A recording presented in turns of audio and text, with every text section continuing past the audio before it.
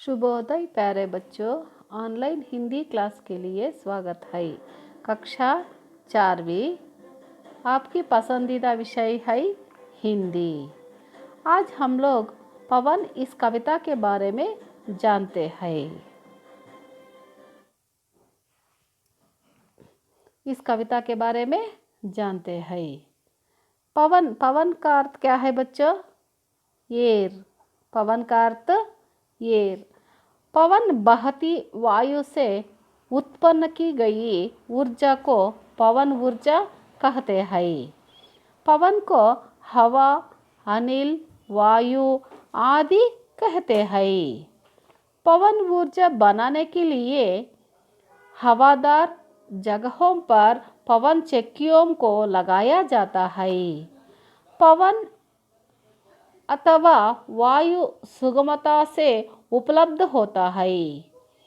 पवन ईंधनों के साथ, तेल के साथ और गैस के साथ भी है। पवन घूमते रहते हैं। मनुष्य को, पशु पक्षियों को, पेड़ पौधों को विद्युत तैयार करने को बहुत आवश्यक है। अभी अनेक तरह भी पवन ज़रूर है। बच्चों, आज हम लोग पवन इस कविता के बारे में जानते हैं। पहले देखिए बच्चों, इस कविता में कठिन शब्द का अर्थ देखिए।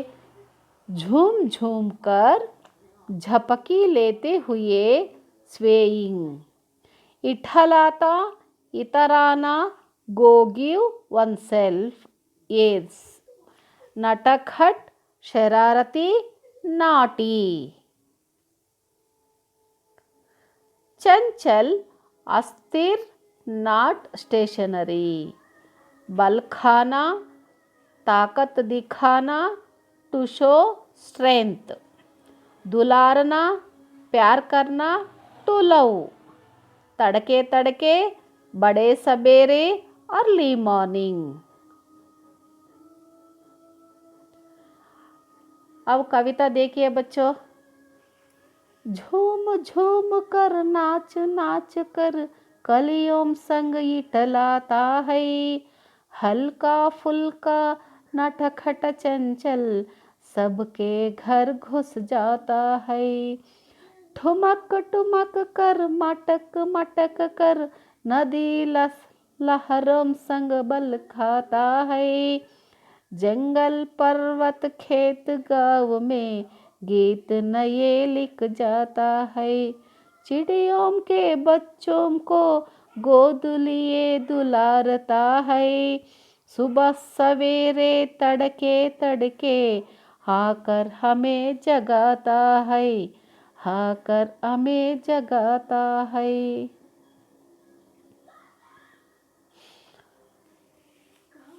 कविता का अर्थ देखिए बच्चों।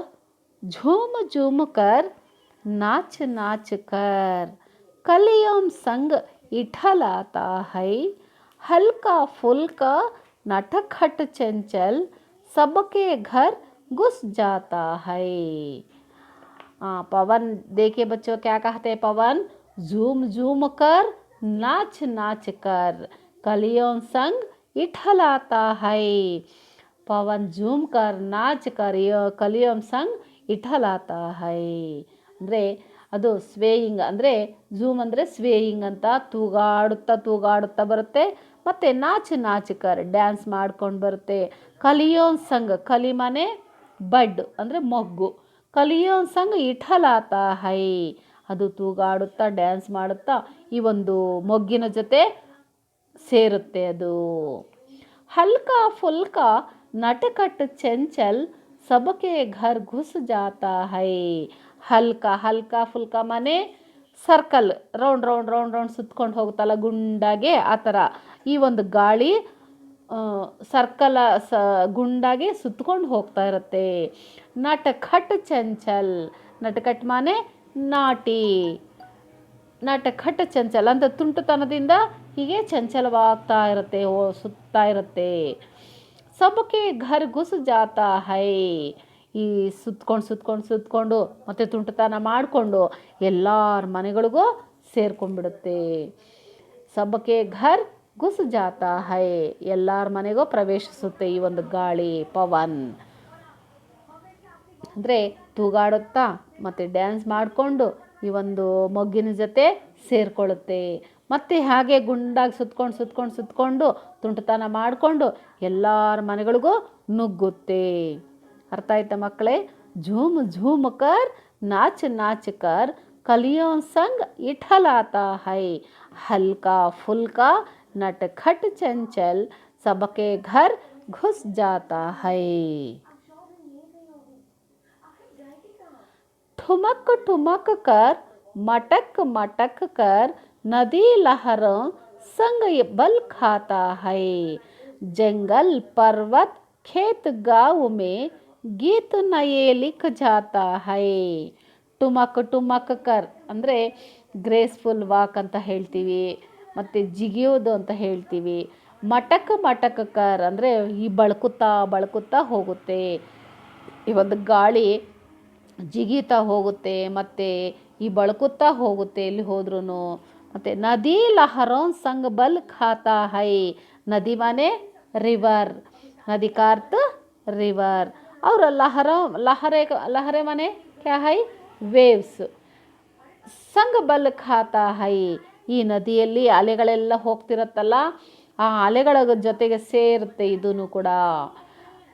ಈ ಎಷ್ಟು ಜೋರಾಗಿ ಗಾಳಿ ಬರುತ್ತೋ ಅಷ್ಟು ಜೋರಾಗಿ ಈ ಅಲೆಗಳು ಬರ್ತಾ ಇರುತ್ತೆ. ನದಿ ಲಹರೋ ಸಂಗ ಬಲ್ ಖಾತಾ ಹೈ, ಈ ಒಂದು ನದಿಯಲ್ಲಿ ಅಲೆಗಳೆಲ್ಲ ಹೋಗ್ತಿರುತ್ತಲ್ಲ ಅದ್ರ ಜೊತೆ ಸೇರಿಕೊಂಡು ಇದರ ಒಂದು ಶಕ್ತಿನ ತೋರಿಸುತ್ತೆ. ಎಷ್ಟು ಜೋರಾಗಿ ಗಾಳಿ ಬೀಸುತ್ತೋ ಅಷ್ಟು ಎತ್ತರಕ್ಕೆ ಅಲೆಗಳು ಹೋಗ್ತಿರುತ್ತೆ ಈ ಒಂದು ನದಿಯಲ್ಲಿ. जंगल पर्वत खेत गाँव में, जंगल का अर्थ क्या है, फॉरेस्ट, पर्वत का अर्थ क्या है, माउंटेन, खेत मतलब फील्ड, गाँव मतलब ವಿಲೇಜ್. ಈ ಒಂದು ಜಂಗಲಲ್ಲಿ, ಪರ್ವತದಲ್ಲಿ, ಖೇತಲ್ಲಿ ಮತ್ತು ಹಳ್ಳಿಗಳಲ್ಲಿ ಈ ಎಲ್ಲ ಕಡೆಯೂ ಈ ಒಂದು ಗಾಳಿ ಇದ್ದೇ ಇರುತ್ತೆ. ಗಾಳಿ ಇಲ್ಲ ಅಂದರೆ ಜನರು ಬದುಕಲಿಕ್ಕೆ ಕಷ್ಟ. ಗೀತ್ ನಯೇ ಲಿಖ್ ಜಾತಾ ಹೈ, ಕವಿ ತುಂಬ ಚೆನ್ನಾಗಿ ಇದ್ರ ಮೇಲೆಲ್ಲ ತುಂಬ ಚೆನ್ನಾಗಿ ಗೀತೆಯನ್ನು ಬರೆದಿದ್ದಾನೆ.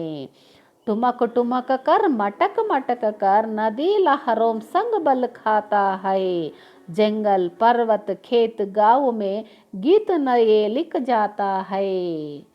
ಅಂದರೆ ಈ ಒಂದು ಜಿಗಿಯುತ್ತಾ ಬಳ್ಕುತ್ತಾ ಈ ಒಂದು ನದಿಯಲ್ಲಿ ಅಲೆಗಳು ಬರ್ತಕ್ಕಂಥ ಈ ಒಂದು ಅಲೆಗಳ ಜೊತೆಗೆ ಸೇರಿ ತನ್ನ ಶಕ್ತಿಯನ್ನು ತೋರಿಸುತ್ತೆ. ತುಂಬ ಜೋರಾಗಿ ಗಾಳಿ ಬೀಸುತ್ತೆ, ಆವಾಗ ಅಲೆಗಳು ಜೋರಾಗಿ ಮೇಲಕ್ಕೆ ಬರುತ್ತೆ. ಜಂಗಲ್ ಪರ್ವತ ಖೇತ್ ಗಾँव में, ಈ ಜಂಗಲಲ್ಲಿ, ಪರ್ವತಲ್ಲಿ ಅಂದರೆ ಫಾರೆಸ್ಟಲ್ಲಿ, ಮೌಂಟೇನಲ್ಲಿ, ಫೀಲ್ಡಲ್ಲಿ, ಹಳ್ಳಿಗಳಲ್ಲಿ ಎಲ್ಲ ಕಡೆಯೂ ಹಬ್ಬಿರುತ್ತೆ ಈ ಒಂದು ಗಾಳಿ. ಇದರ ಮೇಲೆ ಈ ಒಂದು ಕವಿತೆಯನ್ನು ಬರೆದಿದ್ದಾನೆ ಕವಿ.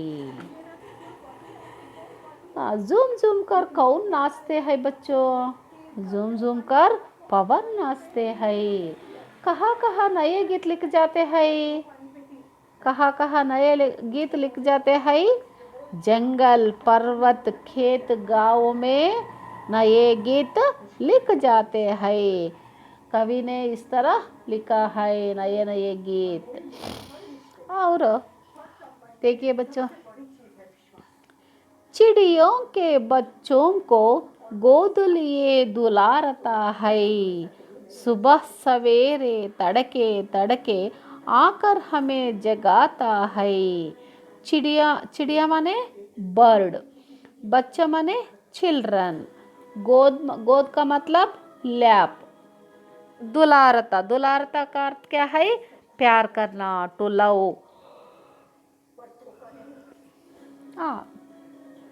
चिड़ियों के बच्चों को गोद लिए दुलारता है. ಈ ಪಕ್ಷಿಗಳು ಏನು ಮಾಡುತ್ತೆ, ಜೋರಾಗಿ ಗಾಳಿ ಬಂತು ಅಂತಂದರೆ ತನ್ನ ಅಮ್ಮನ ಮಡಿಲು ಸೇರಿಕೊಳ್ಳುತ್ತೆ. ಮತ್ತು ಈ ಒಂದು ಪಕ್ಷಿಗಳು ಹಾರಬೇಕಾದ್ರೂ ಗಾಳಿ ಅವಶ್ಯಕತೆ ಇದ್ದೇ ಇರುತ್ತೆ. ಅದಕ್ಕೆ ಗಾಳಿ ಬೇಕೇ ಬೇಕು. ರೆಕ್ಕೆಗಳಿಗೆ ಗಾಳಿ ಬೇಕು ಹಾರಬೇಕಾದ್ರೆ ಈ ಒಂದು ಪಕ್ಷಿಗೆ. ಮತ್ತು ಜೋರಾಗಿ ಗಾಳಿ ಬೀಸ್ತು ಅಂತಂದರೆ ಅಮ್ಮನ ಮಡ್ಲು ಬಂದು ಸೇರ್ಕೊಂಡ್ಬಿಡುತ್ತೆ ಬರ್ಡು. ಅದೇ ರೀತಿ ಮಕ್ಕಳು ಅಷ್ಟೇ, ಜೋರಾಗಿ ಗಾಳಿ ಬೀಸ್ತು ಅಂತಂದರೆ ಆ ಗಾಳಿಗೆ ಇರೋಕ್ಕಾಗಲ್ಲ, ಕಣ್ಣು ತೆಗಿಯೋಕ್ಕಾಗಲ್ಲ, ಮತ್ತು ಧೂಳೆಲ್ಲ ಬರುತ್ತೆ ಅಂತ ಹೇಳಿಬಿಟ್ಟು ಜೋರಾಗಿ ಗಾಳಿ ಚಳಿ ಬರುತ್ತೆ ಅಂತೇಳಿ ಅಮ್ಮನ ಮಡಿಲು ಸೇರಿಕೊಳ್ತಾರೆ ಈ ಮಕ್ಕಳು ಕೂಡ ಈ ಗಾಳಿಯಿಂದ. ಸುಬಹ ಸವೇರೆ ತಡಕೆ ತಡಕೆ ಆಕರ್ ಹಮೆ ಜಗಾತಾ ಹೈ. ಸುಬಹ ಸವೇರೆ ಅಂದರೆ ಮಾರ್ನಿಂಗು, ತಡಕೆ ತಡಕೆ ಅರ್ಲಿ ಮಾರ್ನಿಂಗು. ಈ ಬೆಳಗ್ಗೆ ಅಂದರೆ ಇನ್ನೂ ಬೆಳಗ್ಗೆನೇ ಬಂದು ಆಕರ್ ಹಮೆ ಜಗಾತಾ ಹೈ, ಈ ಒಂದು ಪವನ್ನು ಮಾರ್ನಿಂಗ್ ಬಂದು ಎಲ್ಲರನ್ನ ಎಬ್ಬಿಸುತ್ತೆ. ಸುಬಹ ಸವೇರೆ ತಡಕೆ ತಡಕೆ ಆಕರ್ ಹಮೆ ಜಗಾತಾ ಹೈ, ಅರ್ಲಿ ಮಾರ್ನಿಂಗ್ ಬಂದು ಈ ಒಂದು ಗಾಳಿ ನಮ್ಮನ್ನೆಲ್ಲರನ್ನೂ ಎಬ್ಬಿಸುತ್ತೆ. चिड़ियों के बच्चों को गोद लिए दुलारता है. सुबह सवेरे तड़के तड़के आकर हमें जगाता है. मालूम हुआ बच्चों ये कविता? अच्छा देखिए, इस कविता में हमें क्या सीख मिलती है बच्चों? पवन कैसे चलते हैं, कहाँ कहाँ रहते हैं, इसके बारे में जानते हैं. पवन नाचता है, कलियों का संग मिलता है. पवन घर घर में घुस जाते हैं. पवन नदी में, जंगल, पर्वत, खेत, गांव में अपने ताकत दिखाते हैं. चिड़िया ऊपर जाने के लिए पवन आवश्यक है. पवन जोर से आने में बच्चों ने माँ की गोद में जाते हैं. इसी तरह पवन सुबह आकर हमें जगाता है. मालूम हुआ बच्चों पवन के बारे में? अच्छा देखिए, अब गृह कार्य ये किताब में लिखिए अच्छे से. पवन कविता में ये रिक्त स्थानों की पूर्ति कीजिए देते हैं, आप अच्छी तरह लिखिए. कलियों संग डैश है, डैश में क्या लिखते हैं बच्चों? इठलाता. कलियों में संग इठलाता है ಅಂದರೆ ಕಲಿ ಮನೆ ಬಡ್ ಅಂದರೆ ಈ ಒಂದು ಮೊಗ್ಗಿನ ಜೊತೆ ಸೇರಿಕೊಳ್ಳುತ್ತೆ ಗಾಳಿ. सबके घर जा डैश है. सबके घर डैश है, डैश में क्या लिखते हैं? घुस जाता. सबके घर घुस जाता है ಅಂದರೆ ಈ ಗಾಳಿ ಎಲ್ಲರ ಮನೆಗೂ ಪ್ರವೇಶಿಸುತ್ತೆ, ಅಂದರೆ ಎಲ್ಲರ ಮನೆಗೂ ಸೇರಿಕೊಳ್ಳುತ್ತೆ. ನೆಕ್ಸ್ಟು गोद लिए डैश है. डैश में क्या लिखते हैं? दुलारता. गोद माने क्या है बच्चों? गोद माने ಲ್ಯಾಪ್ ಅಂದರೆ ಮಡಿಲು ಅಂತೀವಿ, ಅಮ್ಮನ ಮಡಿಲು. दुलारता माने क्या है? दुलारता ಪ್ಯಾರ್ ಕರ್ನ, ಟು ಲವ್. ಅಂದರೆ ಈ ಒಂದು ಗಾಳಿ ಬಂತು ಅಂತ ಹೇಳಿಬಿಟ್ಟು ಈ ಪಕ್ಷಿಗಳು ಮತ್ತು ಮಕ್ಕಳು ಎಲ್ಲರೂ ಅಮ್ಮನ ಮಡಿಲಿಗೆ ಸೇರ್ಕೊಂಡ್ಬಿಡುತ್ತೆ. गोद लिए दुलारता है. मालूम हुआ बच्चों ये कविता?